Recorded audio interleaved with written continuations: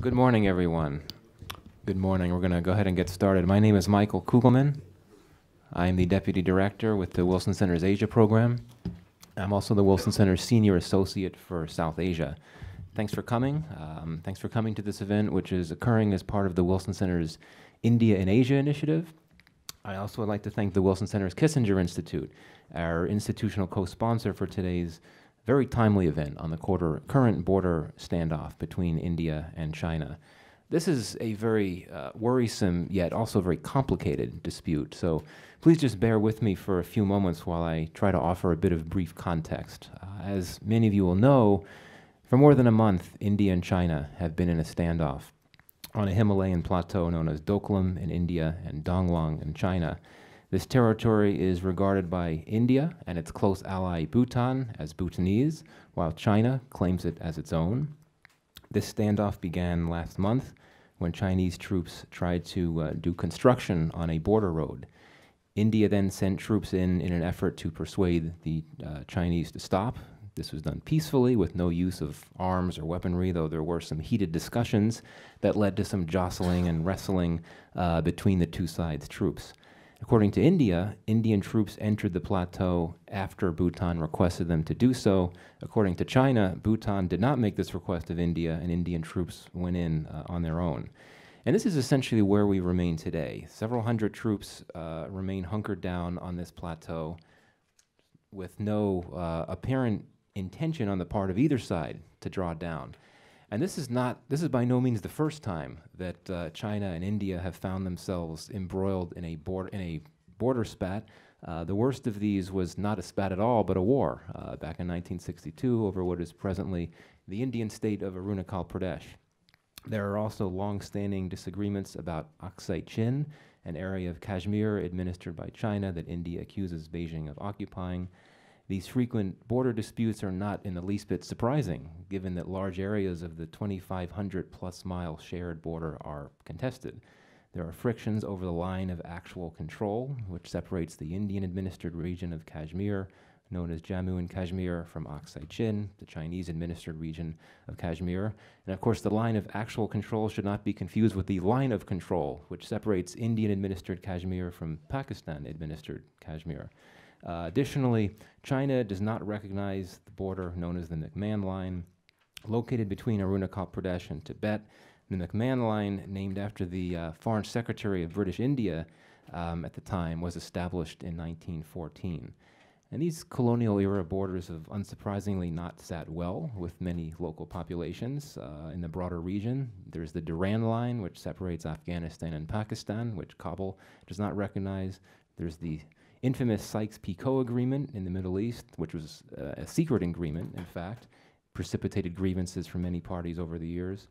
Now, the affected territory in the current India-China dispute, the Doklam or Donglong Plateau, has its own complicated history. China has pointed to a treaty signed between China and Great Britain in 1890 to justify its claim on this plateau. However, India disagrees with this claim. New Delhi claims that China's action last month violated a 2012 agreement between China and India that concluded that the final status of boundary lines between China, India, and Bhutan would be decided in consultations between these countries, and that therefore, according to India, China's decision to work on the road constituted a violation of the status quo. Now, this plateau area has been the subject of 24 rounds of negotiations between the Chinese and the Bhutanese since 1984. In the early 90s, China offered to remove its claim over several hundred square miles of territory to the north, while in return asking to receive this plateau. India managed to get Bhutan to defer a decision on this offer, but several years ago, China began, or at some point, it's not exactly known when, or at least not to me, and to many others, China began building the very border road that it tried to extend last month, and all indications at the time were that Bhutan did not object. So the history here is very important, but also very complicated, and I don't want us to get overwhelmed by it all. I will now take off my history hat and replace it with my policy hat, which I think fits me much better and I'm much more comfortable with. These border standoffs, again, are nothing new, but I think there's reason to fear this one could be a lot more serious than many of the previous ones, and for several reasons. First, overall bilateral relations between India and China are quite tense at the moment. Second, this dispute involves a third country, Bhutan. Third, this plateau is highly strategic real estate, to say the least. It leads to the Siliguri Corridor, a narrow area of land that links northeastern India to the rest of the country. Fourth, the rhetoric on both sides, and especially from the Chinese media, has been notably sharp and strident.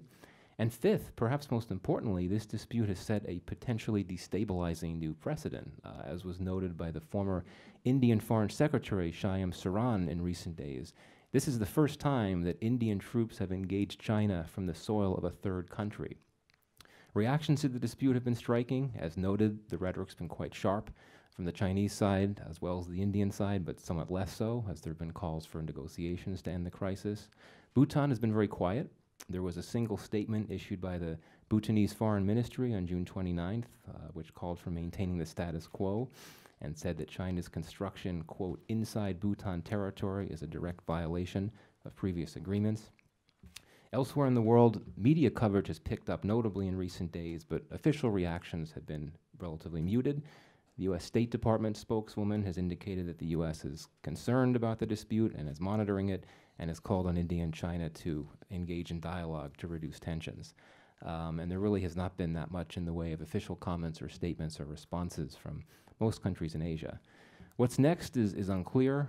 The Indian National Security Advisor is in Beijing now for a BRICS meeting. There's certainly a possibility the standoff could be discussed with his Chinese counterparts. But I think it seems safe to say that, at least for now, this standoff has settled into a stalemate. Beijing has insisted that no talks on resolving this dispute can begin until India withdraws its troops from the plateau, and India has offered no intention of, or indicated that it's not going to do that anytime soon. So anyway, we've got a great group to discuss this topic this morning. Very fortunate to have a very distinguished panel. First, to my right, Ambassador Naropa Rao is a public policy fellow at the Wilson Center. We've been delighted to have her with us this summer. Many of you know her or know of her. She's one of India's most distinguished diplomats, and among other things, she was India's foreign secretary and ambassador to the US and China. She's writing a book right now on the India-China relationship. Next, we'll have Robert Daly, who's director of the Kissinger Institute on China and the US here at the Wilson Center. And then we will also have Jeff Smith, Director of Asian Security Programs and the Kramer Strategy Fellow at the American Foreign Policy Council. He has published a very relevant book at the moment called Cold Peace, Sino-Indian Rivalry in the 21st Century. So we'll hear presentations from our three panelists, and then we should have plenty of time for discussion. So we'll start with Ambassador Rao. Thank you, Michael. Pleasure to be here. I've heard on social media the current standoff between India and China involving Bhutan as an Asian Game of Thrones. We'll see how it plays out. I've been looking at the relationship between India and China for over 3 decades now. And when you start at the very beginning, which is much before 3 decades, you see the vista of a very long relationship, a millennial relationship, I would say. The Chinese Indologist Ji Xianlin, who died a few years ago, would always say that this was a relationship created in heaven but constructed on earth. And I'm at the moment constrained to say that it's being deconstructed on the Doklam Plateau. So there is a long history in this relationship, but I think all those, thousands of years of peace were punctuated by a period of conflict in 1962. And the memories of that conflict are embedded very deeply in the psyche of Indians. I mean, everywhere in the country, people who are aware, people who are, who read about this, who see television, and have heard their parents and grandparents speak about it, are obsessed with what happened during that conflict and what in India is referred to as the Chinese betrayal.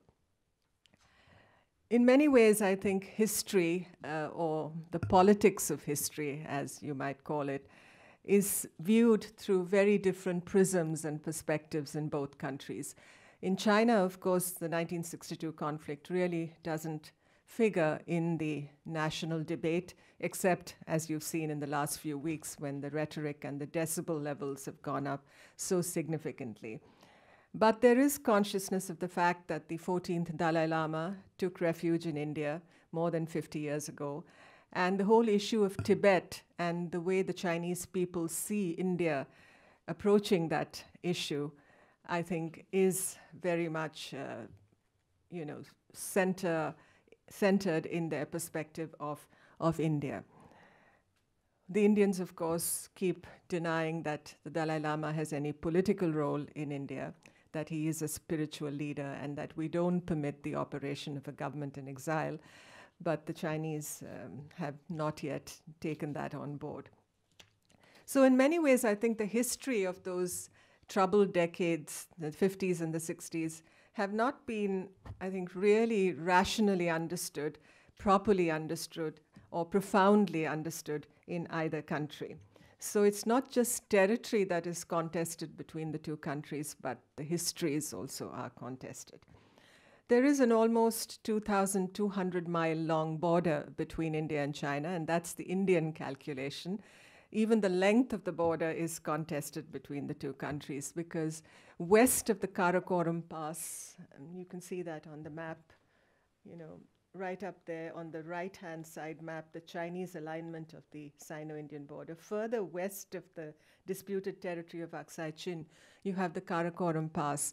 And that, in many ways, is the virtual, I would say just the virtual, or the notional, you might say, trijunction between, China, India, and Pakistan, because Pakistan occupied territory in Kashmir abuts the Siachen Glacier, which is very, very close to the Karakoram Pass.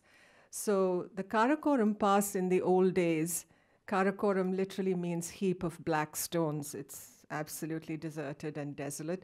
But the Karakoram Pass used to be the pathway between Kashmir, Ladakh, the region of Kashmir called Ladakh, and Chinese Xinjiang. But that route has hardly been used over 7 decades now. So you have, the border west of the Karakoram Pass, which is claimed by India as part of Kashmir, but which the Chinese do not regard as part of the India-China border anymore. Therefore, the border, in their view, is much shorter than the 2,100 or 2,200-mile long border that I just referred to. And of course, the Chinese occupied territory in Aksai Chin, in our view, which is a part of Jammu and Kashmir. And then you have the middle sector of the border. Do you have a pointer? This one?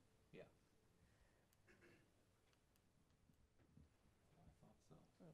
Anyway, so you have the middle sector of the border just before Nepal, which is essentially less complicated than the other sections.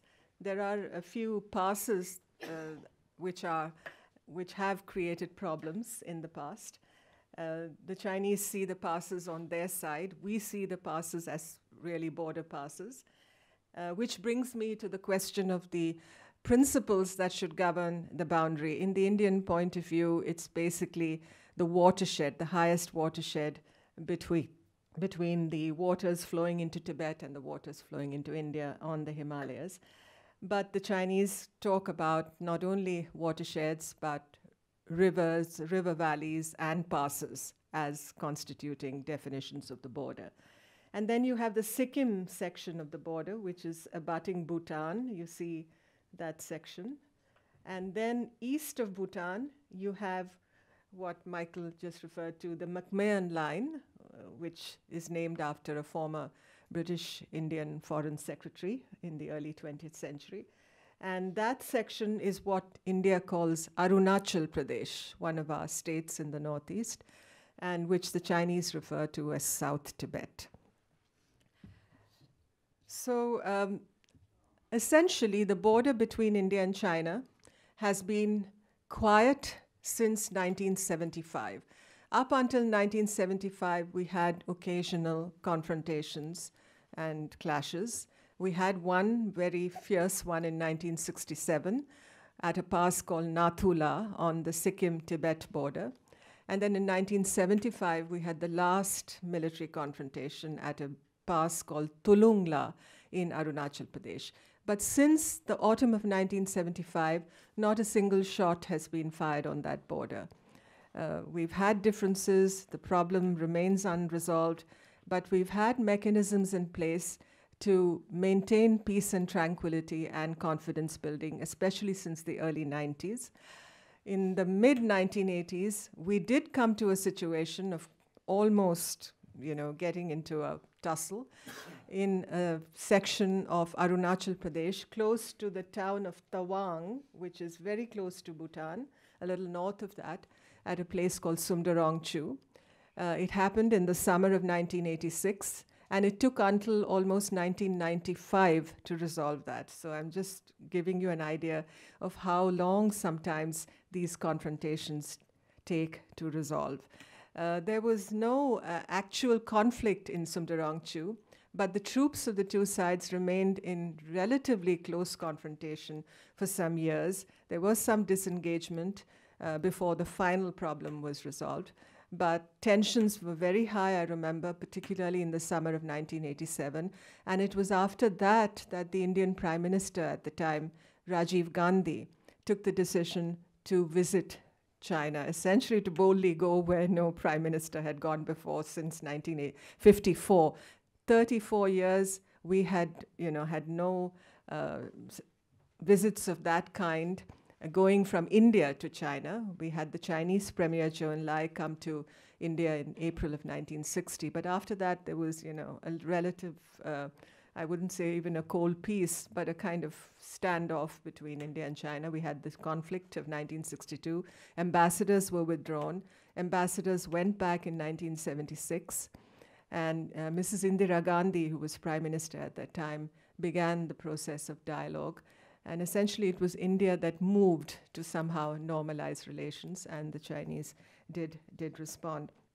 So I'm giving you an idea of the fact that while we have a contested border between India and China, the biggest border dispute in the world, I would say, a land boundary dispute, but the two countries have had a management regime in this relationship. They've maintained peace on the border. They've put in place mechanisms for the maintenance of peace and tranquility. A relationship has grown up around this, despite the problem, being what it is. We've kind of sequestered it. We've had the growth of trade relations. We've had leadership level regular contact. We've had the movement of people between the two countries. We've had Chinese investments coming into India. We have Indian companies operating in China. We have about 12,000 Indian students who go to China every year to study medicine.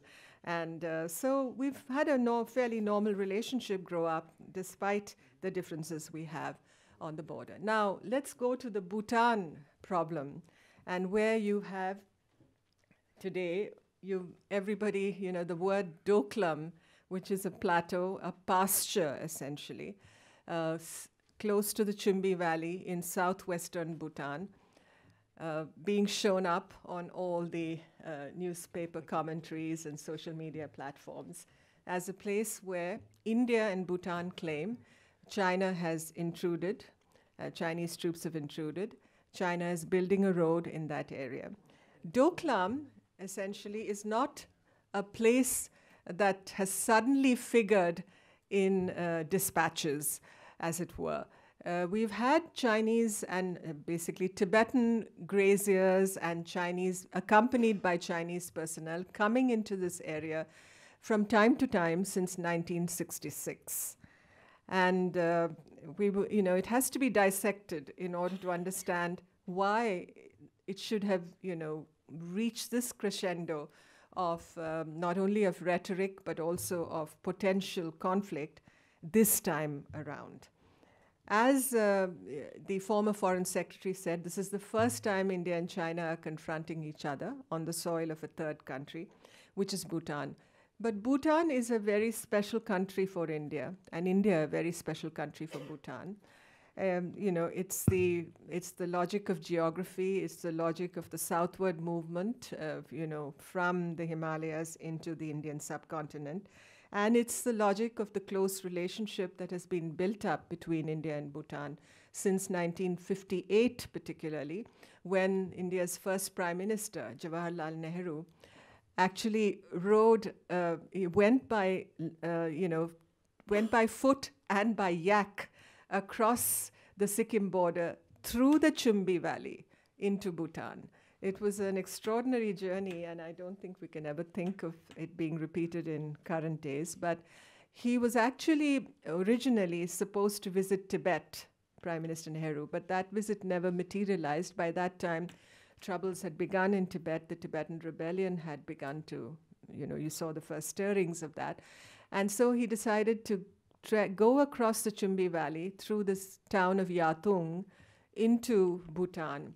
And essentially, he laid the foundations for what is the modern relationship between India and Bhutan. Although there was a treaty of friendship going back to 1949, which sort of was preceded by the Treaty of 1910, under which Bhutan agreed to be guided by India in the management of its national security and its external relations. That treaty has been replaced by the Treaty of 2007, which has somehow softened those conditions. Bhutan, of course, continues to, Bhutan and India continue to work together to protect their national interest. And there is an agreement that neither government should allow the use of its territory for activities harmful to the national security and interest of the other. Now, Bhutan is, as you can see, a small country. Sometimes it talks of itself as an egg between two boulders, or it uses the description that is often applied to Nepal, a yam between two boulders.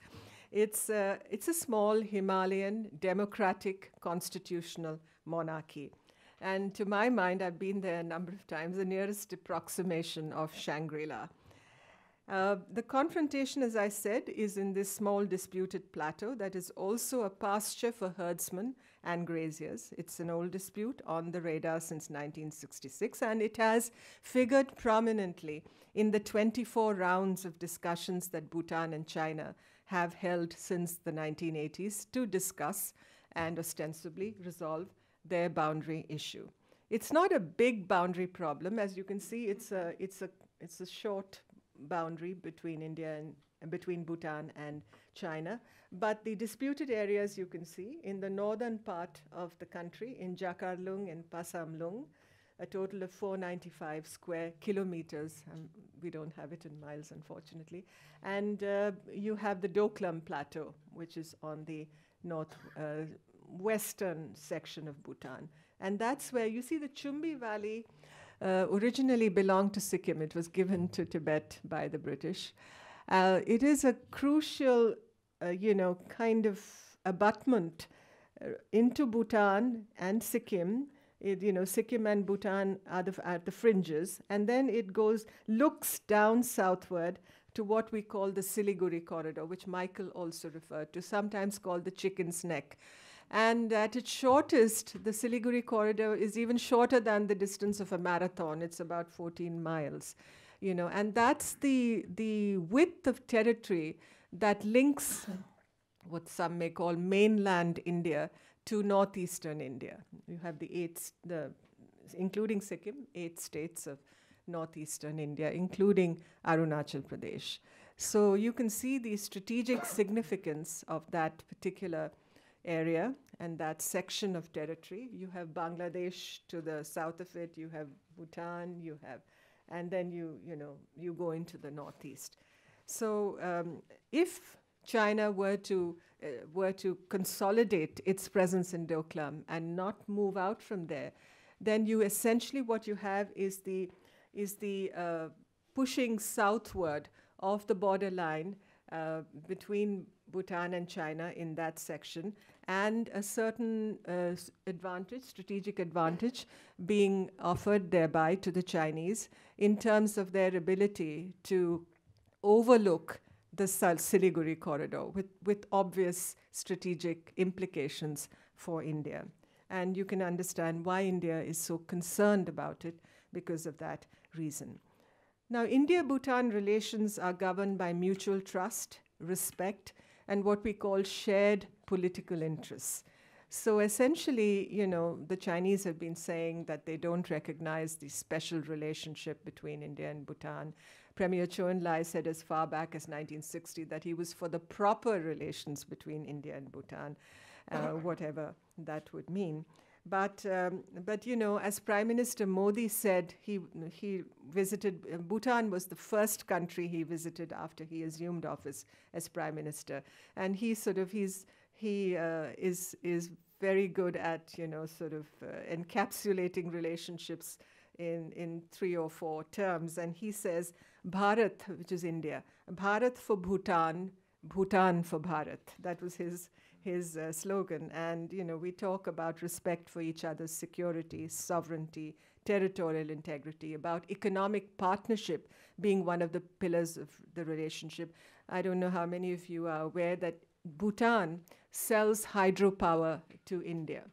Bhutan is a country very rich in river resources, and over the years there have been a lot of run-of-the-river, so the ecology hasn't been disturbed. Run-of-the-river hydro projects, which generate electricity, which is then sold to India.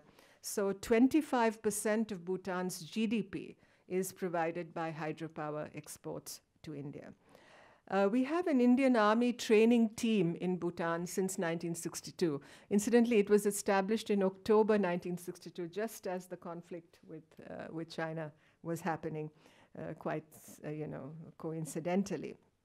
But Bhutan has closed its borders with Tibet, the Tibet Autonomous Region, since 1960. In fact, when there were, rumblings of Chinese movement into areas close to the Bhutan border, talk of Chinese claims on Bhutan, and there were 8 Bhutanese villages, we call them enclaves, in western Tibet near Mount Kailash, which had been administered by Bhutan for 300 years. When I talk of Mount Kailash, I'm talking of western Tibet, what we call the Ali region of Tibet.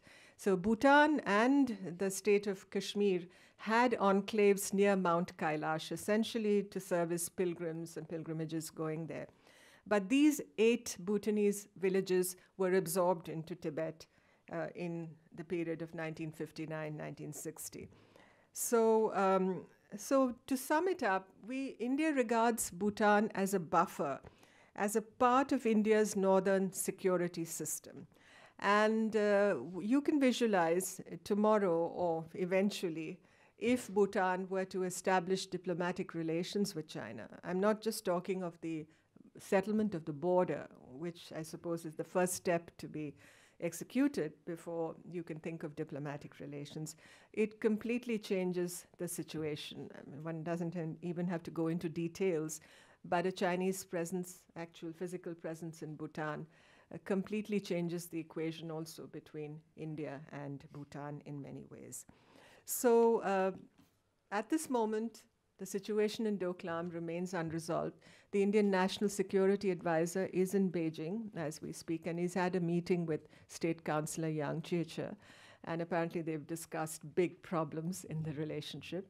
What I think the last few weeks have told us is that this relationship between India and China, so carefully constructed, whether it was created in heaven or not, I don't know, but so carefully, shall I say, built up in the last 3 decades, seems to be disintegrating before our very eyes. And it's all happened in the space of 4 to 5 weeks.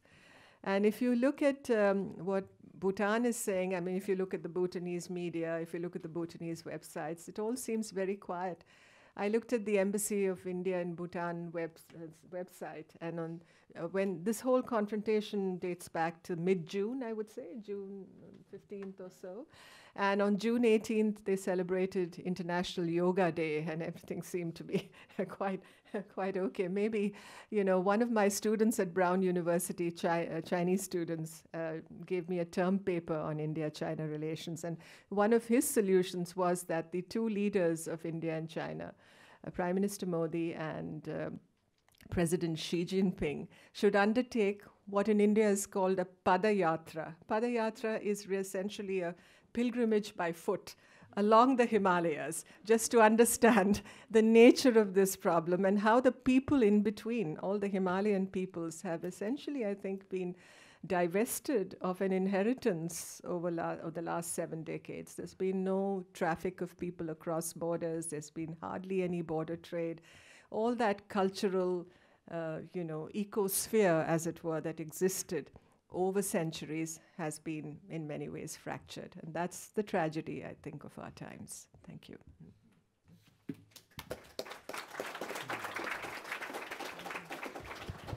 Well, thanks, Ambassador Rao, for the very useful geographic, historical, and policy context for this very complicated dispute. Robert, let's go to you. Sure. Do we have another map we can pull up? So we'll get to that in a second. That's okay. All right, next one down. Whoa. It was the one with the big slogan emblazoned across it. That's the one. Well, thank you. It falls to me today to try to explain to all of you the Chinese official position on this standoff. Both Michael and I would have preferred to have a Chinese scholar present the Chinese position, which is the way that we always try to do things at the Wilson Center, but some of the people who would have been marvelous presenters are unavailable now, and so I apologize for having an American present the Chinese position. I'm not going to be pretending to be Chinese. I'm not necessarily going to be defending all of the positions, but I will try to let you know how China views a situation, this standoff in sometimes what's called the Tri-Junction region. Tri-Junction, the place where the Bhutanese, Chinese, and Indian borders meet. A situation which is, I think, as clear as mud. It's very hard to get reliable information day to day from the area. You will see reports that there are scores of soldiers on each side looking at each other. You will see scores that there are thousands. You will see numbers in between. Maybe, Jeff, you've got something you think is more solid. Scores seems to be where we are, but I don't think we know. Nor do we know quite exactly where the road, which I'll come to in a minute, that China was probably extending, where exactly that lies in relation to these borders and what the road was going to be used for and where it was headed. We don't know as much as some of us would like about how Bhutan truly sees its equities and goals.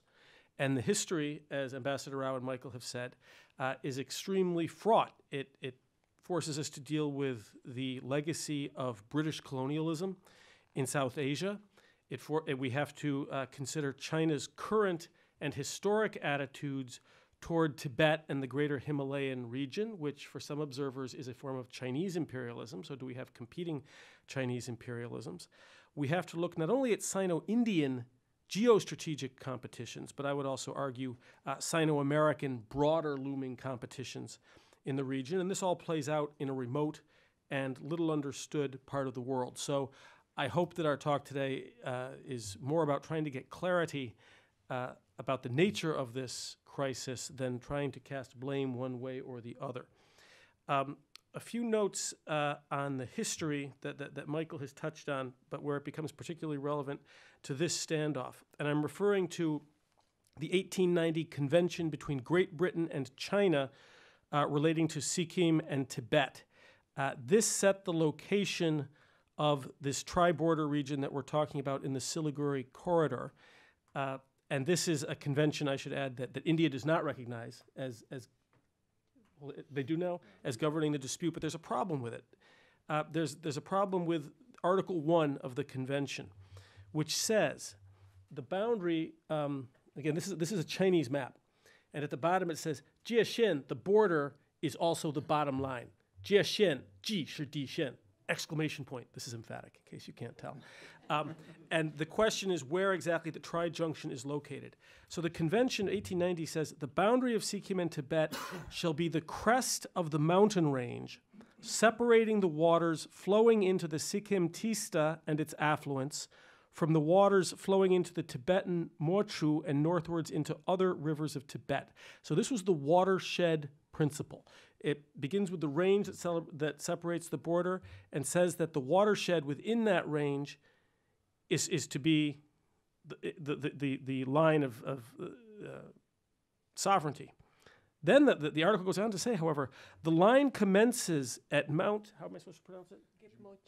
Jinpochi, the Chinese call it Jimuma Zhen Xueshan, the snowy mountain. I can't do better with it in Chinese. The line commences at Mount Jinpochi on the Bhutan frontier and follows the above-mentioned water parting to the point where it meets Nepal territory. Okay, the problem is the watershed principle is clearly invoked, but they made a surveying mistake. In fact, Mount Jinpochi is not the geographical watershed. The geographical watershed is where India and Bhutan interpret the borderline as being at a place called Batang La, whereas China says no. The article clearly says Mount Jinpochi, which is 2.5 kilometers south of Batang La, and it's in that contested area that this road is being built. So we've got an article that seems to be clear, but its first clause about the watershed is at odds with the second part of the clause, namely that it begins at Mount Jinpochi. I think this is a very imperfect analogy. Feel free to shoot it down. But if you think in the American experience about our arguments about the Second Amendment to the Constitution, okay, a well-regulated militia being necessary to the security of a free state, the right of the people to keep and bear arms shall not be infringed. The right focuses on the second clause, shall not be infringed. What do you not understand? The first clause is sort of wished away as though it's something that they wrote in. I don't know quite what the argument is, whether they were confused, but anyway, it's dismissed. But of course, the left says, no, this is a well-regulated militia. That's a conditional clause. And because we don't have well-regulated militias, therefore shall not be infringed doesn't apply. So again, think of that kind of debate about something that sounds emphatic to everybody but is conflicted. That's a little bit of what we are dealing with here. Faced with these issues, China's position, as Ambassador Rao has said, is that this Bhutanese-Indian friendship, which was redefined in 2007, it's not really deserving of respect. It's been called a Cold War relic. It is often presented as an Indian strong-arming, bullying technique against a Bhutan, which would otherwise have every reason to get along well with China, which is Bhutan's major trading partner, and China is also Bhutan's major source of tourists. China and Bhutan, again, from the Chinese point of view, have also agreed, although they don't have official ties, they've held 24 rounds of diplomatic talks over various border disputes, which haven't been solved in the Chinese telling because of India's heavy and at times hidden hand. China also takes a different view toward the 2012 understanding that Ambassador Rao mentioned. A release by the Indian Ministry of External Affairs says that India and China reached an unpublished broad understanding, quote, broad understanding in 2012, that this existing tri-junction boundary points, this question between the two countries and any third party, should be finalized in consultation with the concerned countries, so consultation. But the Chinese Foreign Ministry has not made any reference yet to this 2012 agreement. Okay, what has China said about this specific flare-up since mid-June? In most international analyses of the issue, it begins on June 29th, when the Bhutanese Foreign Ministry reports that, quote, on the 16th of June 2017, the Chinese army started constructing a motorable road from Doklam in the Doklam area towards the Bhutan army camp at Zompelri. I'm probably slaughtering the pronunciation of that place too. But the idea is that the Chinese are extending a road in this area where a conflict at the tri-junction is created in part by the vagaries of that original convention. China does not date the conflict from June 16th, but from June 18th, when Indian military personnel, as has been mentioned, crossed the border into non-Indian territory, whether you see it as contested between Bhutan and China, as Bhutan does, or as purely Chinese territory. Indian military crossed the border, this is not disputed, on June 18th. And this, in China's telling of the story, this is India crossing the border without having first notified Bhutan in violation of international laws. In the Chinese point of view, and in its official telling since June 18th, furthermore, the China-Indian border in this section, the Sikkim, at the Sikkim Chinese border, has long been defined by the 1890 convention and that border has been acknowledged by successive Indian governments since then. Within the Chinese media and on WeChat, a lot is made of a claim that Prime Minister Nehru admitted that this border, Sikkim-Tibet border, was defined by the 1890 convention several times, including in a 1959 letter that Nehru sent to the Chinese Prime Minister at the time, Zhou Enlai, on which Nehru said, quote, "There is no dispute over the boundary between Sikkim and Xizang, or Tibet, China." India's position is that that quote is partial and it is lifted out of context to create a false impression. Chinese statements since the 18th are along the following lines. On July 5th, the Chinese Foreign Ministry spokesman Geng Shuang said, "This area has always been under China's effective jurisdiction." Always. This is a reference to the Chinese position that Tibet has always been a part of China, even prior to the People's Liberation Armies going into Tibet in 1950, and that therefore any agreements that precede the People's Republic, anything that any agreements to which Tibet was party, are therefore really about China. Therefore, this area has always been, because it's part of Tibet, under China's effective jurisdiction. So India is the belligerent party here.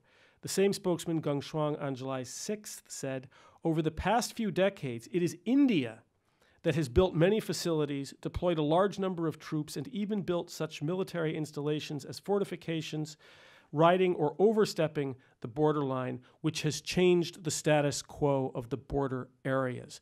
So it is not the Chinese extension of a road in China's territory that changed the status quo. It is India's build-ups on the undisputed Indian side of the border and perhaps crossing the border that have changed the status quo. So again, India is here the aggressor. And therefore, we have the Geng Shuang statement, the official Chinese position on July 12th, when he demanded that the Indian side immediately pull the Indian border troops back as a precondition for any talks. So that broadly is where China is in its official statements. A lot of what you see in the newspapers and from Chinese scholars I find contained in an essay by a woman named Li Qingyan, who's at the China Institute of International Studies, which is the think tank of the Chinese Foreign Ministry. And it's a little long, but I think it encapsulates a lot of the kinds of writings you'll see on the Chinese side. And Li writes, "The trespassing by the Indian troops violates the goals and principles of the UN Charter and tramples on international laws and basic norms of international relations. By creating disputes in Doklam, India intends to provoke conflicts between China and Bhutan and to obstruct border negotiations between the two countries. In recent years, India has enjoyed a favorable," and this part is key, and now you'll see we're moving away from Bhutan. "In recent years, India has enjoyed a favorable external environment and praise from the West, led by the United States and Japan. This has given a fillip to New Delhi's," this is how you can tell it wasn't a native speaker of English who wrote this very well, but we don't speak of Phillips very often. This is with an F, it's not the man's name. "This has given a fillip to New Delhi's global ambitions." You've been filliped. "Through expanding the bilateral defense cooperation between the Narendra Modi-led government and the Obama administration, India has become America's major defense partner and enjoys privileges because it is designated a close ally of the United States. New Delhi has gradually put its traditional non-alignment policy aside and is eager to play a more important role in balancing China within the Asia-Pacific strategy of the U.S. Similarly, the natural alliance of India and Japan also sees a role for each other in its China strategy." I think that pretty well lays out the specific and more general nature of China's concerns. Chinese scholars do note India's security concerns in the Siliguri Corridor, but says that those concerns don't justify violating the sovereignty of another nation. That's the Chinese position there. A few quick thoughts on the Chinese position before going to Jeff. Why did China, if you accept the view that the status quo changed, not on the 18th of June, but on the 16th, when China began to expand a road, which China does not contest? Why did China do it? China's goal, I think, is most likely simply to consolidate its control over its sovereign, what it sees as its sovereign territories, during what it calls the period of strategic opportunity, when time remains on its side. And it does this. It wants to expand control during this period of strategic opportunity, very much against the background of what China calls its century of humiliation. This, the period beginning in 1940, when China was encroached upon, insulted, had its sovereignty insulted, was at times invaded, although never colonized, by a number of foreign nations. And one of the promises against this background of humiliation that a strong Chinese government makes to its people is 寸土不让. Not a single inch of Chinese territory will be given away. And this same idea is evoked in the East China Sea disputes in the South China Sea as well. This idea about shoring up China's long-claimed territory, whether or not it is disputed, I think makes analogies of what's happening at the Tri-Junction area to Chinese tactics in the South China Sea. Those analogies, I would say, are imperfect but useful. I think it's a useful point of reference. And I think we've all spoken about the salami slicing and South China Sea issues here enough, probably at the Wilson Center. The Chinese gradualism, making small incremental moves and establishing new facts to shore up control over the long run. China does acknowledge that it has this area in which it disputes territory with Bhutan. But in this, as in other disputes that China acknowledges, and this is not China speaking now, this is my analysis, China's acknowledging a dispute does not mean that China doesn't claim that the territory is indisputably Chinese.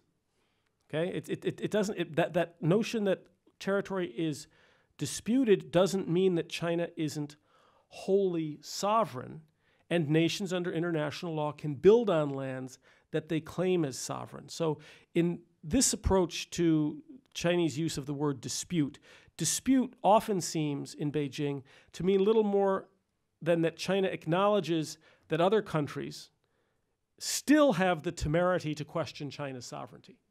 That's sort of what that means. The countries have not yet taken a correct or positive attitude. But that maybe somewhat cynical attitude toward China's view of border disputes is at odds with the ways, and this needs to be noted, that China has actually settled many of its land borders. Because China has 14 bordering nations, it's been clearing up land disputes with all of them except the ones that Ambassador Rao has mentioned. And China makes a great deal of the fact that in settling border disputes, China has been pretty open-handed and equitable and has in fact tended to give away more land than it eventually settled for. And for this reason, there's a thought that China is perhaps being as strident as it is, perhaps only to have the strongest position for eventual negotiations with India. China's position remains that India must first withdraw from the Bhutan Chinese disputed areas before negotiations can begin. Indian writers say that there needs to be a simultaneous withdrawal, a return to the status quo ante, a moving back. Here again, I would advise that the South China Sea is perhaps instructive. If we remember in 2012, when America thought that it had helped to mediate an agreement between the Philippines and China that they would both withdraw from the Scarborough Shoal, the Philippines did, China did not, and subsequently doubled down. But China's position, I say, remains fairly adamant. It is not without some historical justification. I don't think this is a black and white situation. It is endlessly complex for the reasons we've discussed. Jeff. Thank you, Robert. You not only articulated Chinese positions well, but you interpreted them very well as well. So thanks. Jeff. Oh, thank you. That was two great presentations, and thank you to Michael for putting this conference together. As far as I know, this is the first public conference in Washington to address the issue. So it's very timely, and it's a very serious dispute. I have been asked to address the U.S. position or U.S. approach to this dispute, and in some ways that's the easiest responsibility of the three and will make for the shortest presentation. There's been two statements, as far as I can tell, that have been issued by the U.S. government on the dispute. One from the State Department a few weeks ago, which merely encouraged dialogue between the two aimed at reducing tensions. More recently, the DoD issued a similar statement, but it included the proviso that The two should engage in dialogue aimed at reducing tensions, free of any coercive aspects. I suspect the Trump administration will continue to take a hands-off approach to this. It does not want to be put in an awkward position if the tensions escalate and if there is a conflict at the border. It doesn't have many great options. Its relationship with India, I think the Modi-Trump visit went very well.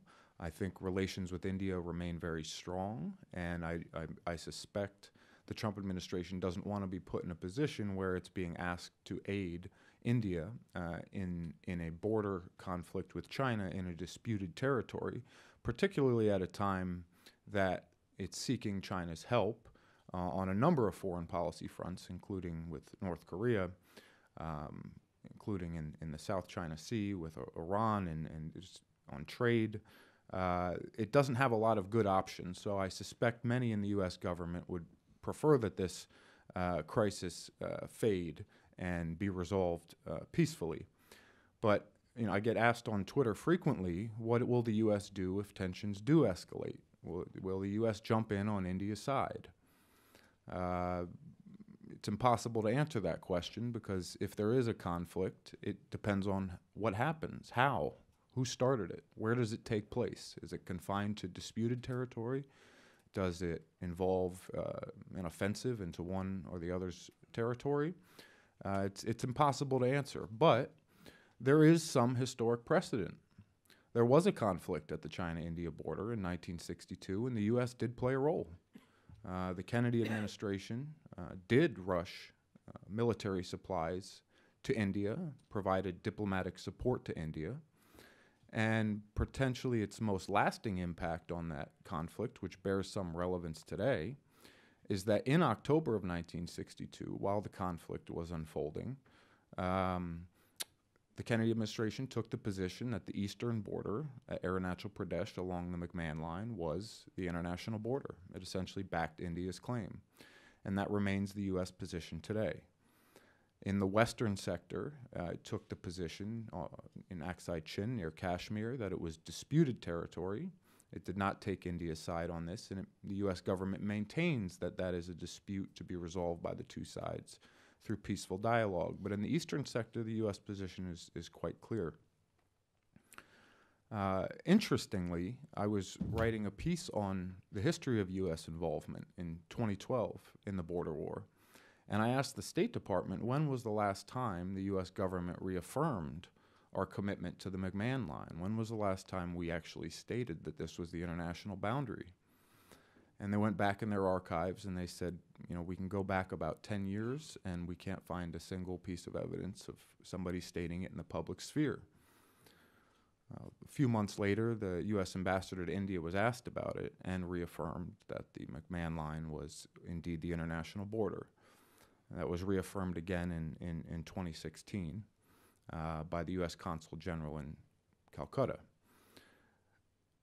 More recently, for the first time ever, the U.S. ambassador was welcomed to Arunachal Pradesh to visit Tawang.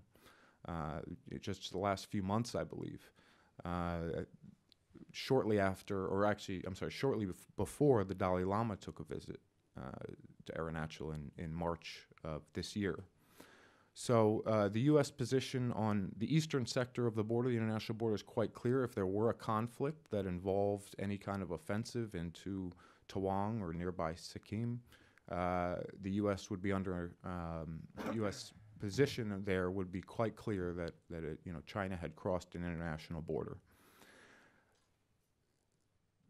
My concerns about the current dispute relate to a few things. First, there are several hundred reported Chinese transgressions across the line of actual control every year, the Indian government reports on. The Chinese government does not report on transgressions by Indian border patrols, but Chinese analysts suggest the numbers around the same. They just choose not to publicly discuss this issue. Now, most of these take place in about a dozen areas along the line of actual control where the two sides don't even agree on where the line of actual control is. and Indian military officials will tell you that they are relatively innocent transgressions. Crossing the border for a few hundred yards, coming back within an hour or two, we confront each other, unfurl our flags, yell at each other, and we go away. Occasionally, these devolve into more serious intrusions. 2013 and 2014 provided two potent examples for where People's Liberation Army patrols camped across what both sides believed the LAC to be and stayed there for 2 weeks. In both cases, at very politically sensitive junctures. The second one aligned with President Xi Jinping's initial visit to Delhi to meet with Prime Minister Modi. And the 2013 episode happened just before the Xi Jinping government was to send its first representative to Delhi under the Mcmahon Line administration. This is different in many ways from any of those hundreds of transgressions or the handful of intrusions because of the location where it is. As noted, the two countries have peacefully managed this dispute for the past 50 years. There's only once been a deadly exchange of fire along the line of actual control. That's the good news. The bad news is the one time there was a deadly exchange of fire was in this same area near the Naropa Pass in 1967. Of course, the fact that it's happening in territory disputed by Bhutan and China is different. This has not happened before. So we're uncharted territory in some ways. But to me, what makes the situation, what's most concerning perhaps, and what makes the situation stand out from the others is China's position. As I mentioned, whereas the Indian press tends to treat many of these transgressions and border dust-ups with hyperactive zeal, the Chinese rarely comment on them at all. They will generally say that this is a dispute left over from history, that the line of actual control is ambiguous, and that this is a problem we can resolve through peaceful dialogue. That is not the case in this situation. And importantly, it is not just the Global Times that has been firing off a lot of the vitriolic rhetoric. It is actual Chinese government officials. It is the China Daily. It is the People's Daily. It's Chinese officials in Delhi. As mentioned, the Indian National Security Advisor, Ajit Doval, is in Beijing now. In the days leading up to his visit, I think one of the Chinese press called him one of the schemers who was involved in perpetuating this crisis. So the rhetoric is quite different from the Chinese side, and that arguably what concerns me most, because they have backed themselves into a corner so that they're left with very little flexibility, very few face-saving ways to come to a compromise that's acceptable to both sides. And I think it's important, it's not helpful to demonize China's position in this situation. This is not the 9-dash line.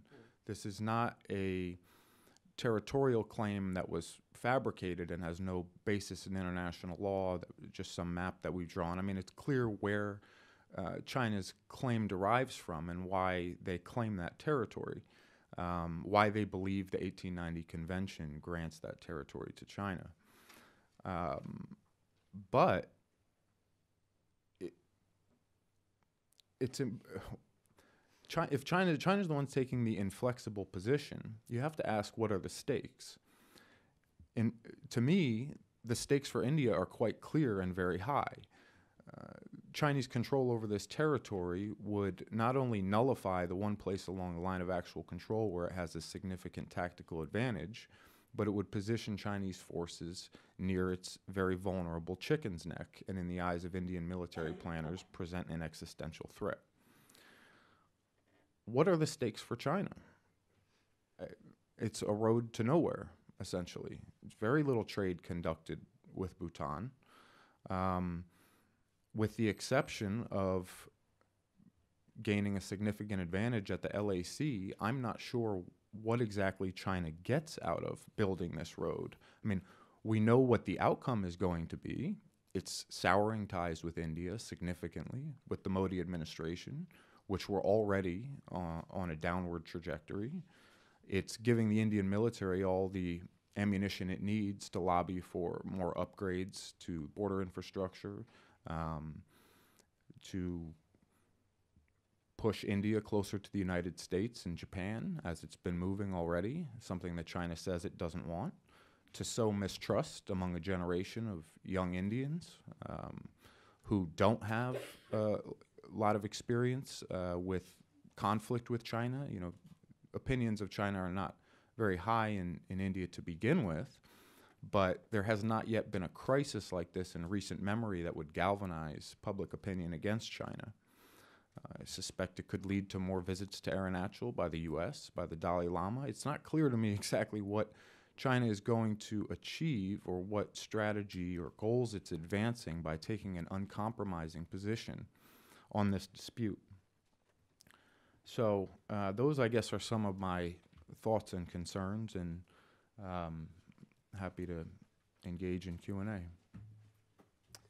Thanks. Thank you. Well, thanks, Jeff, and thanks to all three of you. Really rich, interesting discussions, presentations. We're going to get to questions from you all in a few minutes, but I thought I would just abuse my privilege as the moderator and put a question on the table for all of you. I think that what we've heard over the last hour is a really good discussion about the historical context, and we've really brought things up to where they stand now. We've talked about the risks and the stakes and how significant and serious this crisis is. But what I would propose is that we try to do something that's always a bit dangerous and be a bit speculative, take out our crystal ball, and I'd welcome those of you that would like to address this, what we could see, how this dispute could play out in the coming weeks and months. I think we all agree that the extreme options, one being a full withdrawal on the part of both sides, is unlikely anytime in the near future. On the other hand, I hear very few serious analysts suggest that a war is imminent anytime very soon. That doesn't suggest it couldn't happen down the road. But what could happen short of those two possibilities? I know a number of people have talked about the possibility of the tensions in the Doklam Plateau spilling over into spaces very far from where it is. For instance, I know that a number of folks in India have suggested that the fact that there has been an upsurge in border violence in the line of control between Pakistan and India could be a case of Pakistan, China's ally, trying to put more pressure on India by engaging in provocations there. Could there be efforts by India to try to more explicitly endorse or oppose China's claims on South China Sea territory? So be curious to hear, for those of you that would like to respond to this, where you could see things going in the next few weeks and months, and how worried should we be? Or how worried should we not be? I'd give a quick innocuous answer before handing off to the real experts. We do avoid speculation here when we can. We can say that the future lies before us. That's about it. But I think that we do see a pattern in the public rhetoric repeating itself here that we also see in the South China Sea and the East China Sea, which is that you see disputants, and certainly China in its public pronouncements, acting as though this is an argument about historical legality, as though it's going to be solved with reference to who has the right historical position. This is certainly wrong. All of these disputes are going to be solved based on power projection going forward, and not with reference, I believe, to who has the better historical argument. It's not about, we've been referencing history, but that's not the grounds upon which this will be solved in any of these disputes on China's border. And that's just a quick observation about China, and that's all I'd care to speculate on. Okay. Anyone else want to weigh in? Yeah, I'll just offer my 2 cents. How will the dispute play out? I agree that looking into the crystal ball on this is difficult. I don't believe conflict actual hand-to-hand, mano a mano, as they say, conflict between India and China is imminent, but certainly the tensions are very, very high, and it is a serious situation. I don't believe we can disregard the seriousness of that situation. I think Bhutan's role is central to all this. The territory that is now disputed, or where the Chinese are, is in Bhutan, according to our conception, Bhutan's conception of the issue. And, what are the Chinese doing there? As someone said, this is really a road to nowhere. What do the Chinese gain from this? And if you were to speculate on that, I think the real prize is Bhutan for China, because China has been trying to prise open the door on diplomatic relations with Bhutan. And all these years, that has somehow been resisted, been sort of delayed, been put off. And maybe this is, a strategy by China to try and force that door open, whatever happens, even if you revert to the status quo. And how do you revert to the status quo? Again, Bhutan, I think Bhutan's perspective, Bhutan's actions will be central to this. What is Bhutan going to do about this? Is it going to ask India to somehow, for the moment, go away, go back, and then ask the Chinese also to return to their previous positions, and then say that this problem remains to be negotiated, but until a solution is found, we maintain the status quo. Ultimately, what is the future of Doklam? Will they be able to convert it into some kind of a no man's land, or some kind of a biological park, or, the way, for instance, Peru and Ecuador solve their problems, if you look at those boundary issues. So we'll have to see. I think the Indian reaction, you talked about the nationalistic, hyper-nationalistic sentiments being voiced in both countries. I think by and large, if you contrast the Indian and Chinese handling of the issue in terms of media, I think the Indian media has been relatively, muted, relatively restrained. And I think, some signals must have been received from official circles to the Indian media that, just go slow on this. Because I'm just thinking of the pre-62 sort of situation where both sides, ramped up the levels of their rhetoric. And it's significant also that in all the Chinese diatribes against India at the moment, Prime Minister Modi's name has not been mentioned. Unlike in the pre-62 era, when Prime Minister Nehru was like the favorite whipping boy of the Chinese, and continues to be so. Any history of the dispute, any conversation with high-level Chinese diplomats and leaders will always center on Nehru and his role in this. And that has thankfully not happened this time. But all the same, I think it's very difficult to speculate what the outcomes will be on this. But I'm just seeing the contours of, various issues that we have to address. And I think at the center of it all is Bhutan. And I would think that Bhutan, despite its close friendship with India, is not particularly enthusiastic about the prospect of having multiple Chinese and Indian forces there for an extended period of time. Absolutely. Yeah. To piggyback just a few things on what Ambassador Rao mentioned. First of all, she's absolutely right. The Indian government, official statements from the Indian government have been very restrained. In fact, there's only been one major statement on the dispute from weeks ago, which essentially just said China's activities in the border area represent a change to the status quo with serious security implications. And they were saying very clearly that we view this as a major national security issue. And that's it. And personally, I think that's the correct approach. Speak softly and carry a big stick. There's no need to be exchanging barbs in the press every day with Chinese officials. Let it be known that you view this as a potential threat to your national security, and let it be left at that. I think she's also right to mention that Bhutan is in many ways at the center of this. I asked rhetorically, what is China hoping to achieve? The most likely explanation, since there aren't many other good ones, is that it's hoping to pressure Bhutan into a border settlement in which Bhutan cedes the Doklam Plateau to China. Now, this would appear a peculiar negotiating tactic, launching incursions into the other country's territory. But in some ways, they may see this as a method to either pressure Bhutan into saying we would rather not continue dealing with this, or a more nuanced strategy, perhaps, to invite Indian intervention when they believe Bhutan may not have wanted it, and to create a rift between Bhutan and Delhi. It's also notable that there's only one country that in the world that has vocally opposed China's One Belt, One Road initiative, and that is India. India is the one notable country that did not send major representation to the Belt and Road Summit in May, but it wasn't the only one. Bhutan also did not send representation to the Belt and Road Summit. It was the only country in South Asia that did so, that joined India in that. So was there some punishment involved? I don't know. We're left to speculate. The other question I think that Michael posed was, we don't believe that this is going to lead to a major conflict or escalation at the border, but is it possible that tensions heat up in other arenas?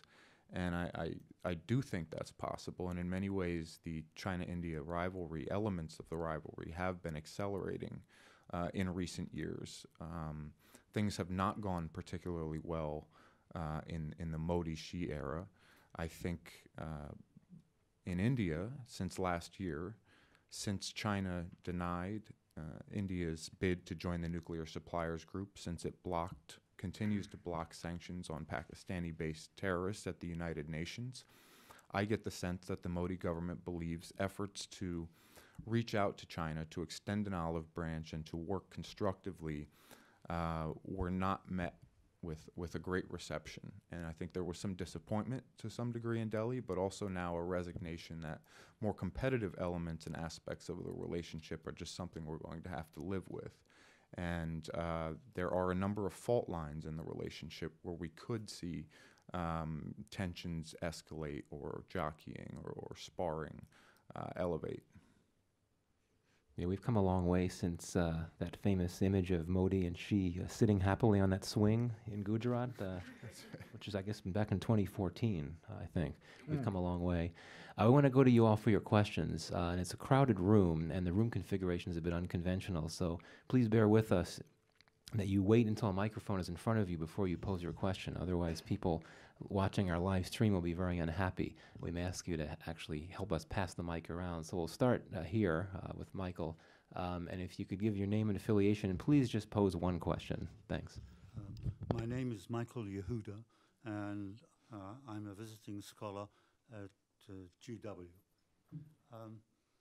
I'd like to look more closely at the article that Dr. Della referred to of Madam Lee, and she specifically placed this whole issue in a much larger geopolitical context.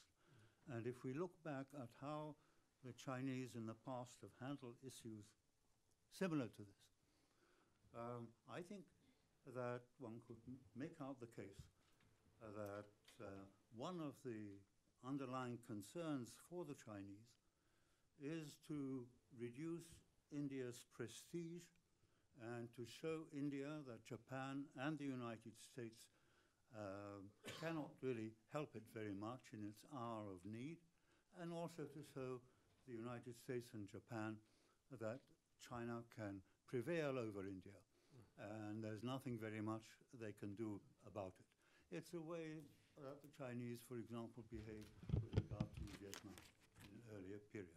Does anyone agree with that? Yes. Yes. Yeah, very, very reasonable. I think, yes, I would agree. And I think we've sensed it all along, even during the period of, attempts to normalize relations. I think it was always lingering there, lurking in the shadows, yes. Well, this border dispute became public precisely as Prime Minister Modi was meeting Donald Trump in Washington, D.C. The exact moment. Maybe coincidental, maybe not. And this, Michael, what you said, I think supports one of the theses I put forward, which is this for China is not really just about this land or even Sino-Indian rivalry, but about Sino-U.S. U.S. rivalry. And as some people here have heard me say before, the United States tends to speak about the South China Sea, the East China Sea, North Korea, now this, as though these are all discrete problem sets to be managed well, whereas for China, they're all instances or fields for the same broad mission of expanding China's power and influence during this, what they've designated repeatedly as a period of strategic opportunity, this period when China is on their, when time is on China's side. And so, yes, broadly speaking, I'd agree with you. My name's Arnold Zeitlin, and I've been teaching in China for several years. A couple of naive questions by someone who doesn't really know something about the area. One, Bhutan is a sovereign state. What is India's problem with having a Chinese embassy in Bhutan?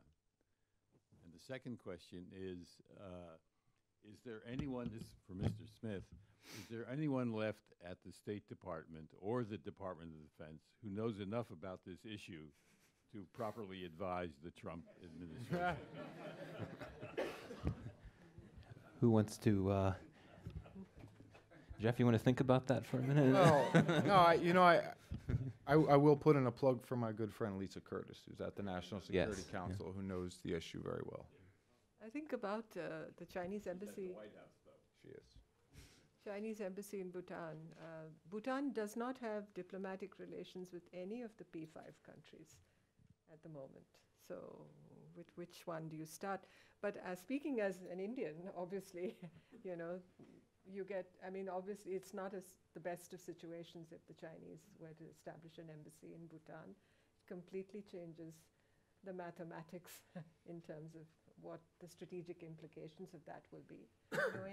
I think China would like Bhutan to be drawn into a more Tibet-centric order, as it were. Like Nepal. Yeah, like Nepal. So, there are so many questions that come to mind. And it would be the end of the special relationship between India and Bhutan and the implications for us for our northeastern corridor. For Bhutan itself, because Bhutan and Nepal, to that extent, are very, very critically dependent on India for passage through Indian territory, for the movement of goods and peoples. The border with China is so formidable in many ways. So I think it cannot let go of that relationship also. It's going to be very difficult for Bhutan if that happened. Yes. Good morning. I'm Kajal Joshi. I'm a student at GW and an intern at the Hudson Institute. My question, since Nepal was brought up, is related to Nepal. My question is, what implications can this standoff have for Indo-Nepali and Sino-Nepalese relations, given that certain voices within Nepal are talking about bolstering Nepal's own tri-junctions at this point? I think the issue of tri-junctions and between Nepal and India particularly, I think at least the starting point of the boundary, especially in the Kalapani area in western Nepal, it's always been an issue. So I don't think the Chinese presence in Doklam should introduce a tangible difference to that debate. I think the Chinese presence in Nepal, is a given today. And the pressure that China brings on Nepal on issues concerning Tibet is also very clear to all of us who observe that. But ultimately, Nepal's relationship with India, again, is so close and so it's organic in so many ways that for Nepal to jettison that and just look at China is impossible, as events have shown. When a post-earthquake situation you saw 2 years ago.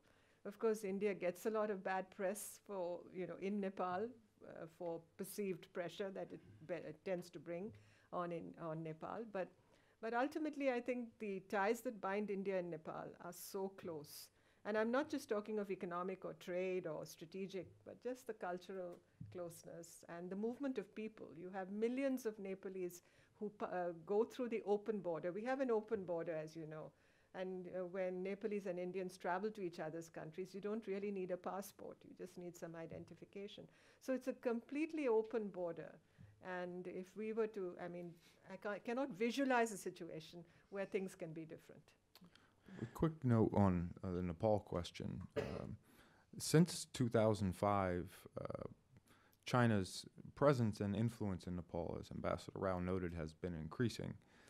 And one of the most important, in my opinion, manifestations of that is that Nepal hosts the second largest Tibetan exile community outside of Tibet after India.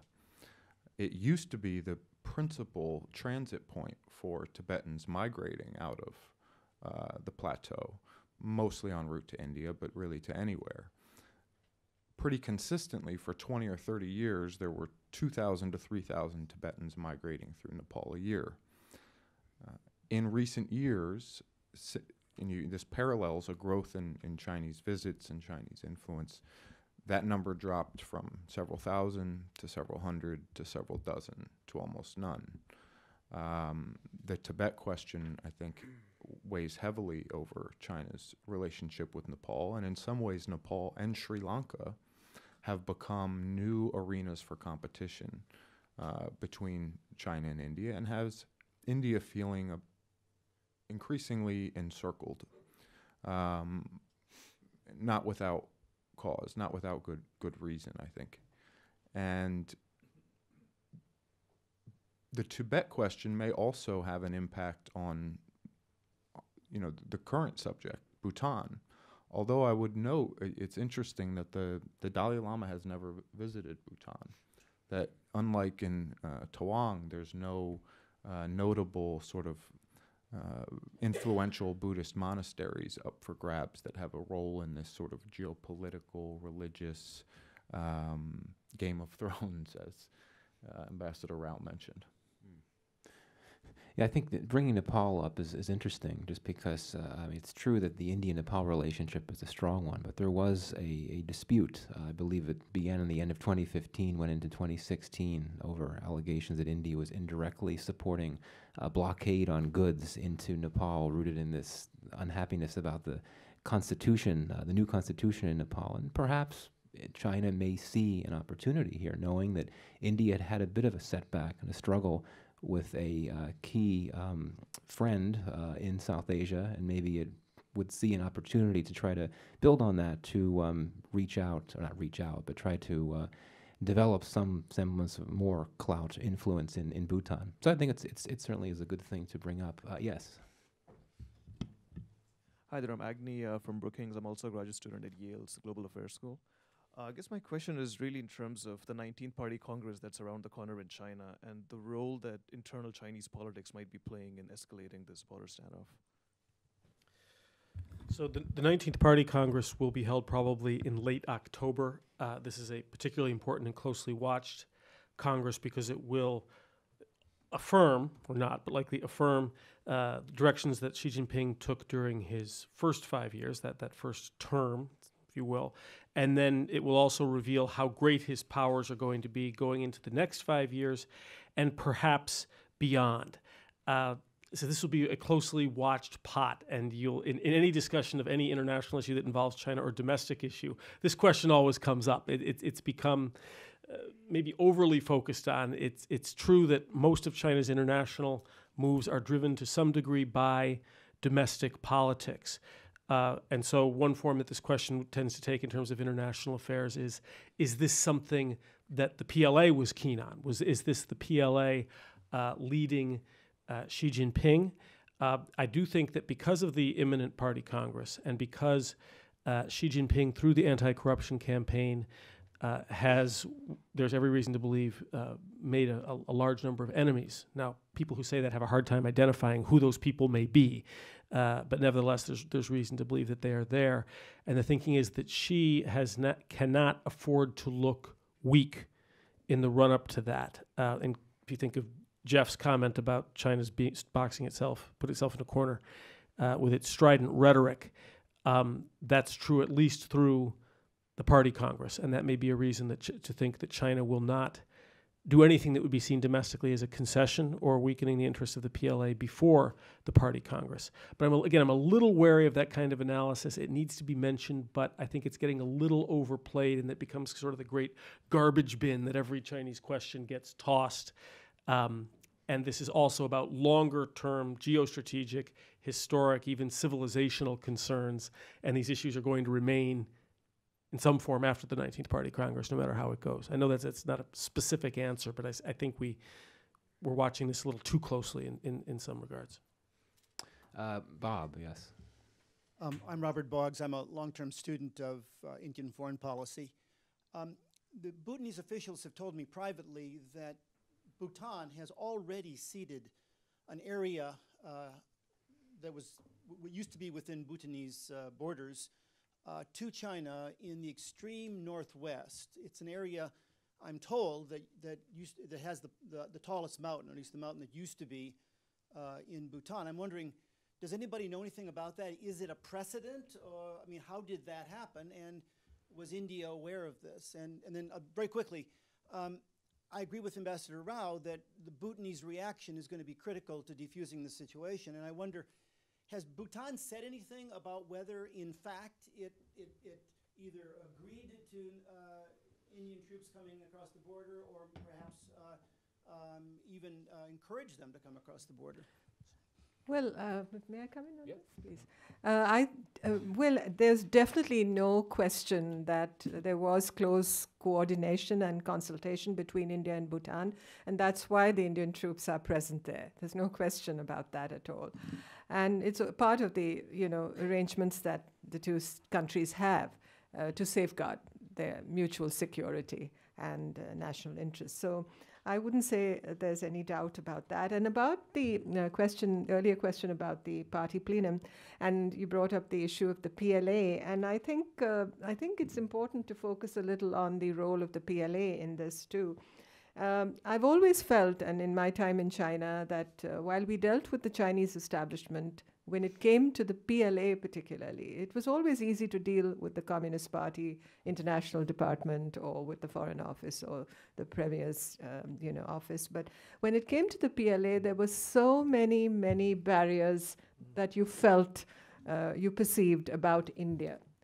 Not just to do with the 62 conflict. Maybe it has to do with the close China-Pakistan relationship. Maybe it has to do with this question of, the PLA being the number one army in the region. And the fact that while it's perceived that China won the 1962 war, there's a lot of discussion in Chinese channels about, did they really win that war? Because they came into Arunachal Pradesh, the territory that they claim as South Tibet, but they withdrew. And that territory is essentially lost to them forever, unless you have a full-scale conflict between India and China. And that includes Tawang also, which is the jewel in the crown of the Chinese claim, as it were. So, as Kipling said, it's iron, cold iron, that is the ruler of them all. And I think it's got a lot to do with the PLA. I think it's a very important question, because in many ways Bhutan's position on this dispute is absolutely key. If Bhutan is not insisting that it's claiming this territory and India is not there on its behalf, India's position becomes almost untenable. So long as Bhutan maintains this as Bhutanese territory and India is there on its behalf, I think India will have the balance of international opinion and sympathy remains on India's side. It has issued a statement that claims China's activities violated a 1988 agreement, a 1998 agreement, and a 2012 understanding not to do anything that would unilaterally alter or change the status quo, and it has called for a return to the status quo of June 16th. That was one statement issued several weeks ago, and it's been relatively quiet since, but that remains its position. And it is interesting, though, Jeff, in that single foreign ministry statement that came out of Bhutan, India was not mentioned by name, and there was no discussion of Bhutan having corresponded with India to ask it to send troops in. So it's just another data point, so to speak. The Bhutanese statement was 28th of June. The Indian statement was 29th. I think it was done in close coordination, I'm sure. Interesting. All right, other questions? Yes, over here.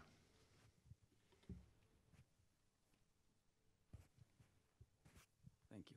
My name is Colonel Sahukar, and I was in the Indian Army for 34 years. I've had the honor of serving in all the three sectors, the eastern part of Kashmir and Ladakh, in the central sector with Sikkim and Bhutan, and Arunachal Pradesh as well. I just wanted to bring out 2 points, if I may. One is that India has recognized Tibet as an autonomous part of China long time ago. So there's no dispute about the fact that Tibet is a part of China. The point is that also that the Doklam Plateau area, in case China does progress with building that road, as Jeff brought out, it is a road to nowhere because it is loosely referred to as the Chicken Neck area. But in fact, it is surrounded by Indian troops in Sikkim. Sikkim has a whole division of India, 17 division is there. And Siliguri, the Siliguri Corridor, which everyone has brought out, is to be a very narrow part between Bhutan and the northern part of Bangladesh, which cuts off the eastern part of India in case it is attacked. But the fact is that the Doklam Plateau area and the salient that comes into India, if you look at that map there, actually the vulnerable part is the Chinese army. So even if they did use that road to ingress into India, it can be cut off from divisions from Sikkim, that is to its west, and also in case Bhutan allows Indian troops to operate in Bhutan itself. So basically the Chinese troops be cut off from that salient. So it's not the chicken's neck for India as it is in Akhnur in Kashmir sector, but the actual chicken's neck. But the chicken's neck is for China.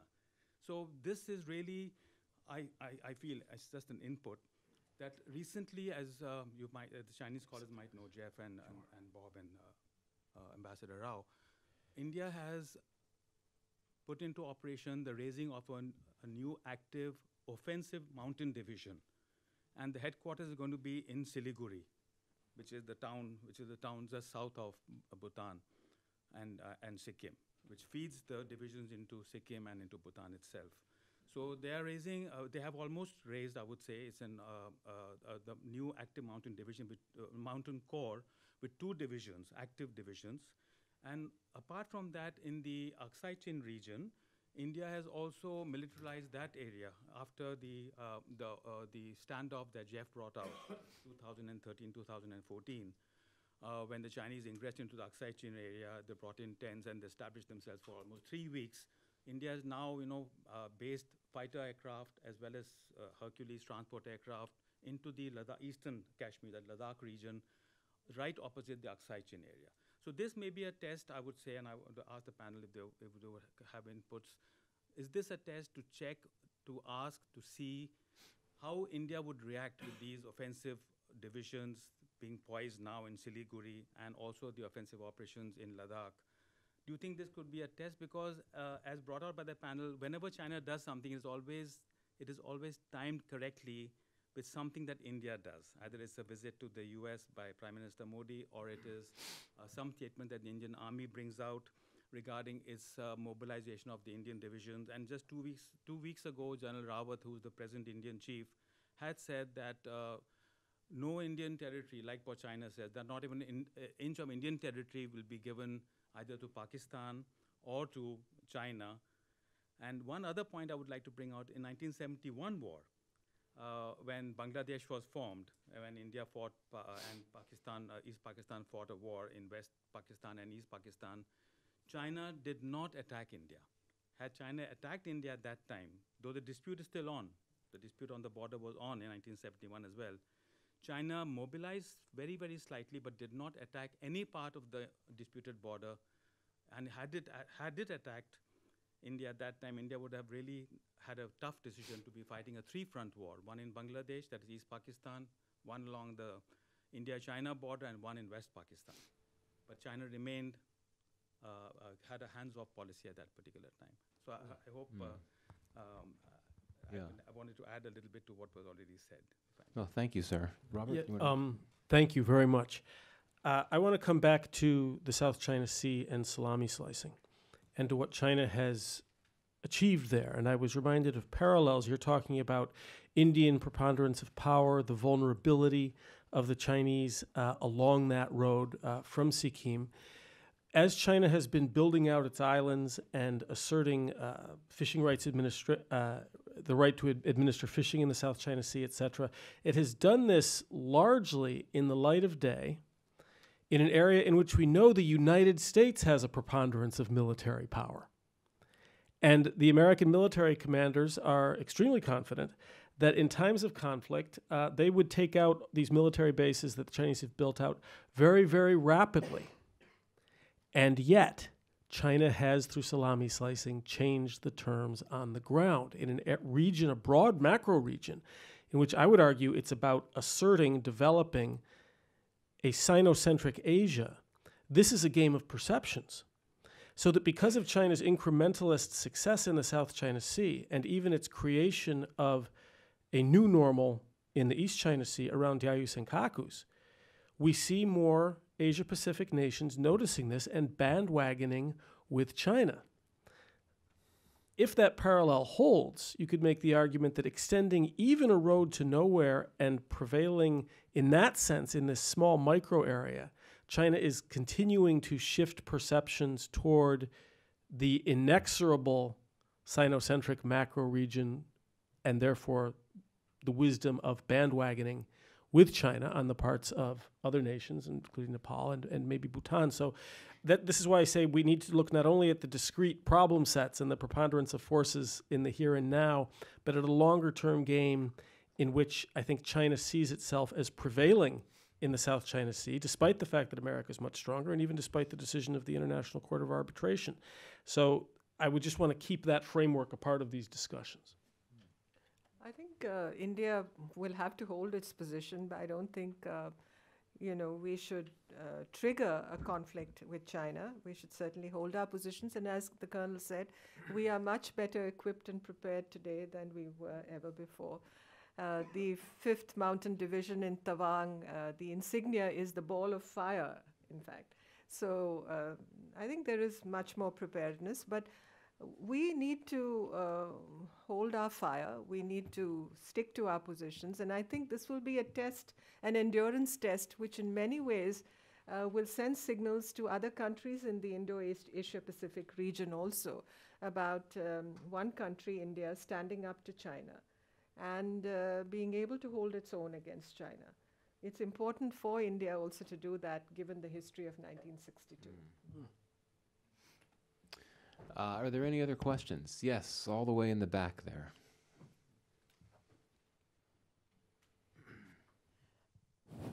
Can you hear me? Yes. In continuation with what Ambassador Rao said, China's best friends in its immediate neighborhood are North Korea and Pakistan. And it has pretty bad relations with its immediate neighbors and near distant neighbors. I think by the last count, there were 18. And with India standing up to China at this time, don't you think the others will be encouraged too? Because as it is, China has forced them to ramp up their defense budgets and thus is gradually building up stiff opposition against itself. And it is encircled itself by unfriendly neighbors. Thank you. Thank you. Anyone? No? Okay. Well, it's a big question.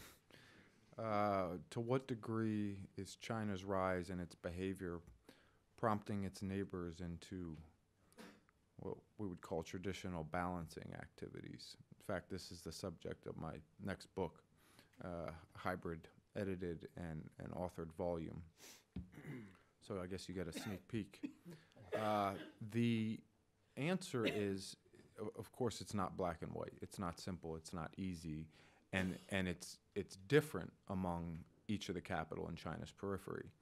And I would say, among many of them, many in Southeast Asia and elsewhere, they're adopting what you would call soft balancing postures, engaging China at the same time taking modest measures to insulate themselves against aggression or coercion, improving defense cooperation with each other, with the United States, while increasing domestic military capabilities, but engaging China. You can do the two simultaneously. But what we have seen over the last few years, I think, is another category of countries that are increasingly engaging in more in what international realists would call hard balancing behavior, increasingly threatened by China's rise and convinced that it poses a long-term challenge and are taking measures to shore up their defenses and build a network of defense relationships with one another. And I think India, the United States, and Japan are in many ways at the center of that, but that Australia, Vietnam, pre-Duterte, the Philippines, maybe post-Duterte, Philippines, is also a member. And this is sort of a fluid and dynamic grouping that will continue to change in response to China's own behavior. But it's clear that certainly in some corners of Asia and in Washington, concerns about China's trajectory have reached a critical mass and are prompting policy responses among China's neighbors. Interesting. Well, do we have any more questions? Oh, do you have one? Okay. Let's. Vincent Faso, writer. I like to call the India-China relationship a love-hate relationship because, there are strong economic ties. At the same time, you have the geopolitical border differences. I do have a question regarding that the leaders have met frequently, multiple times at the G20s, for example. Is there enough in maybe the commonalities between India and China to maybe resolve this dispute? And if this does go into a long-term situation, which it probably will, I don't know, what are the implications for both sides? And will this be a downward spiral for the important relationship? Did anyone want to address this?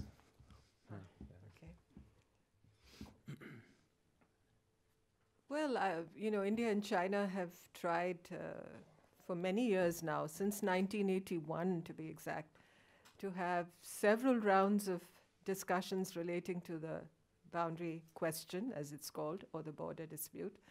And while at various stages there have been some fortuitous developments, for instance, the 1993 and 1996 agreements for maintenance of peace and tranquility and confidence building, and the 2005 agreement on political parameters and guiding principles for a framework to resolve the boundary question. But despite all that, the actual, core of the dispute relating to India's claims on Aksai Chin and Chinese claims on Arunachal Pradesh have not really been addressed so far. And what the current standoff in Doklam, in my view, seems to signal to us is that we've seen evidence of how fragile this relationship is, how brittle it is. And that, I think, is reason for us to ponder seriously about the future of the relationship, where it's going, what it will mean for India's stand on the South China Sea, what it will mean for our relationship with the United States, what signals it sends to India's smaller neighbors in South Asia, what tricks, if I may say so, the Pakistanis will have up their sleeve now.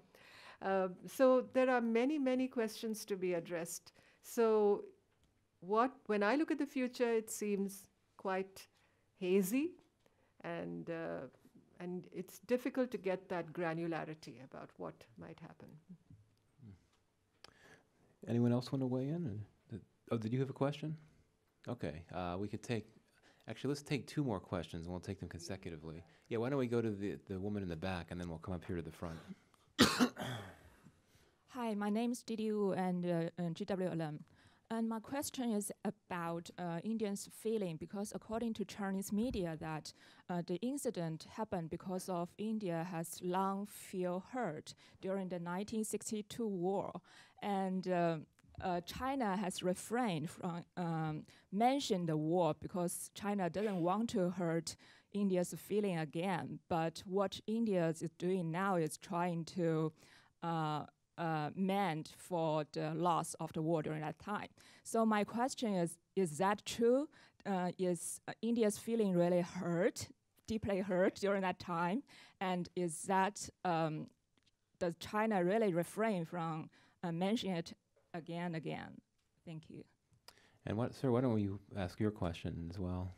Oh, I have a question regarding the Chinese Navy buildup and patrols in the Indian Ocean. We know that China has just built a Navy base in Djibouti, and also Chinese vessels have been seen by the Indian Army on a increased basis, and there's more anti-piracy patrols being carried out in recent years. So I'm wondering if whether India see that as another ground for rivalry with China, and is there any security concerns for India in Indian Ocean? So 2 questions about India. Ambassador Rao, did you want to weigh in? The question about Indians' feeling about China, or how the memories of 1962 affect India's attitude to China. I think I mentioned that in my remarks, that the memories of 1962 are very much embedded in the psychology of Indians. But another questioner mentioned about the love-hate relationship between India and China. I'm not sure if it's love, but there is certain, mutual attraction, I would say, and a lot of suspicion. So it would be attraction and suspicion combined. The Indian, now for instance, if you look at Indian soft power, it's very attractive to most Chinese. You look at the way Bollywood plays in China. You had this Indian film, Dangal, which is about female wrestlers, about women's empowerment. It was a runaway success in China. In the last few weeks, it grossed about $350 million in those showings. So it's a very ambivalent, I think, attitude that both countries have to each other. Deep down, I don't think it's enmity, but there's a certain adversarial feeling between the 2 countries. And I'm all for, more dialogue and more addressing of the problems that affect this relationship. So were India's feelings hurt, and is that why we're in Bhutan? No, I don't think there's any connection with that. I think we have strategic and security relations with Bhutan. It's a very close alliance, literally, that we have with Bhutan, and we are there at the invitation of Bhutan. I don't believe this is a relationship where you have a big country trying to dominate a small country. I would disagree very strongly with what the Chinese public opinion has to say on that. As far as the Chinese Navy in the Indian Ocean, and you know about the string of pearls theory, and that how Indian analysts have looked at increased Chinese presence in the Indian Ocean. I think India has always seen the need to safeguard its security concerns in the Indian Ocean. As you know, India's geographical position make it ideally positioned to have that kind of presence and to cooperate with other navies in the region when it comes to anti-piracy or freedom of navigation, and ensuring that the Indian Ocean remains peaceful and free of conflict. Now, we haven't had too much dialogue with the Chinese on these issues, and the Chinese seem to be more uncomfortable, let me say, or insecure about what India is doing with countries like the United States, or with Japan, or with Australia, or with the ASEAN navies to build cooperation, maritime cooperation. Your point about areas of mutual attraction in the India-China relationship it's an important one, just because, lest we forget that India and China have had quite a remarkable economic relationship over the years, both in bilateral context in terms of trade, but also more recently working in multilateral settings together as the two top contributors to the AIIB, the Asian Infrastructure Investment Bank.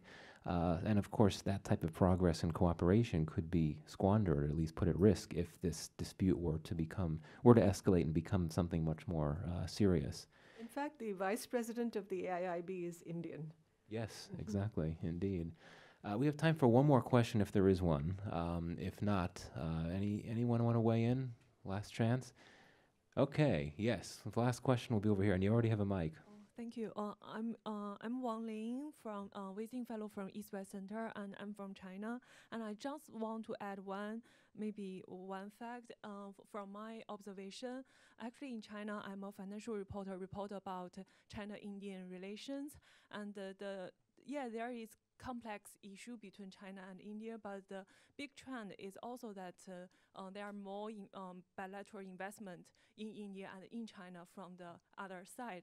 And in terms of AIIB, that just before this border tensions on the July 5th of 2007, that the AIIB has approved a very large road construction projects in India, and also next year will be the third year of AIIB. They will hold the annual meeting in India after the first one in Beijing and the second one in South Korea. And I also interact a lot with Indian journalists in Beijing and even during the Belt and Road Forum. And although that India did not send any official delegation there, but the Indian journalists from the financial papers, they are deeply engaged in the Belt and Road Forum, and they also saw the big trend of the bilateral economic cooperations, also met many, even with these tensions, China and India still cooperate with the BRICS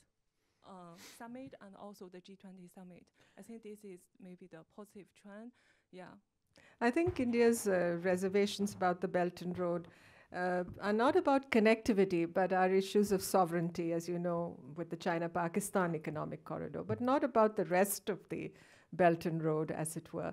And I've often wondered, in China wants better connectivity with South Asia, and I've advocated it in a number of articles that I've written, that why don't we think of closer connectivity between Tibet and India? You know, Lhasa to Calcutta is about 450 miles as the crow flies.